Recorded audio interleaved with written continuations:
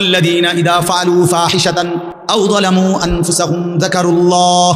আল্লাহ বলে, বান্দা শোনো, জীবনভর যদি গুনাহ করো, নাফরমানি করো, জুলুম করো, নাফরমানি করো, কিন্তু আমার যেই বান্দা গুনাহ করবে অথবা নাফরমানি, অশ্লীলতা, বেহায়াপনা করে, আল্লাহ বলেন যদি সাথে সাথে আমি আল্লাহকে মনে করে অতঃপর ফাস্তাগফিরু লিযুনুবিহিম, আমি আল্লাহর কাছে নিজের গুনাহের জন্য মাফ চায়, ওয়া মান ইয়াগফিরুয যুনুবা ইল্লাল্লাহ, বুঝে শুনে দিল থেকে বলে আল্লাহ আপনি মাফ না করলে মাফ করবে কে?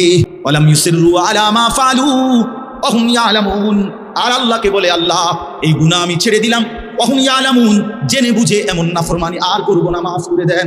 খোদার কসম আল্লাহ বলেন, বুঝে শুনে আমার বান্দা যদি গুনাহ ছেড়ে দিয়ে আর করবে না, ওয়াদা দিয়ে আমি আল্লাহর কাছে চোখের পানি ফেলে মাফ চায়। এবার গুনাহ যদি আসমান পরিমাণও হয়, আমি আল্লাহ ওয়াদা করলাম বিনিময়ে পুরা মাগফিরাত দিয়ে দেব। ইকা জাযাউহুম মাগফিরাতুম মির রাব্বিহিম, মাফ। শক্ত হইল বান্দা আর করবা না, ওয়াদা দিতে হবে, গুনাহগুলো ছেড়ে দিতে হবে।